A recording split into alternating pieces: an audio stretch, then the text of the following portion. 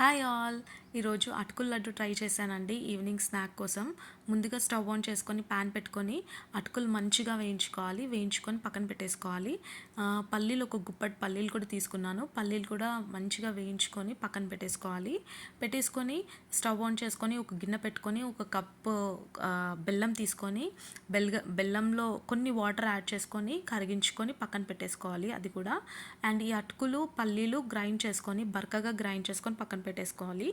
And తర్వాత పచ్చి కొబ్బరి కొంచెము గ్రైండ్ చేసుకొని పక్కన పెట్టుకోవాలి.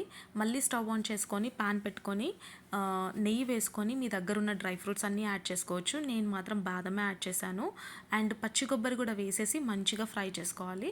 ఫ్రై అయిన తర్వాత ఈ బెల్లం వాటర్ అందులో వేసేసుకోవాలి. కాగబెట్టుకున్న బెల్లం వాటర్ జస్ట్ పొంగొస్తే సరిపోతుంది, పాకం అనవసరం లేదండి. వేసేసుకొని అప్పుడు ఈ గ్రైండ్ చేసుకున్న పౌడర్స్ ఇందులో వేసేసుకోవాలి. పల్లీలు అండ్ అటుకుల పౌడరు వేసేసుకొని మంచిగా మిక్స్ చేసుకోవాలి. మిక్స్ చేసుకున్నాక మనకు ఆటోమేటిక్గా లడ్డు కట్టుకోవడానికి ఈజీగా ఉంటుందన్నమాట. వచ్చేస్తుంది మనకి లడ్డులాగా. అలా లడ్డూలు చేసేసుకొని పక్కన పెట్టేసుకోవడమే, సర్వ్ చేసుకోవడమే. చాలా టేస్టీగా బాగున్నాయి. కాకపోతే నా ఒపీనియన్ ఏంటంటే బరకగా గ్రైండ్ చేసుకున్నాను అటుకులు. అలా కాకుండా ఇంకా మెత్తగా గ్రైండ్ చేసుకుంటే ఇంకా చాలా బాగుంటుంది. ఇంకా మీకు ఏదన్నా ట్రై చేయాలి కొత్తగా ఐటమ్స్ అని అనుకుంటే నాకు కామెంట్ చేయండి, నేను ట్రై చేసి రివ్యూ ఇస్తాను.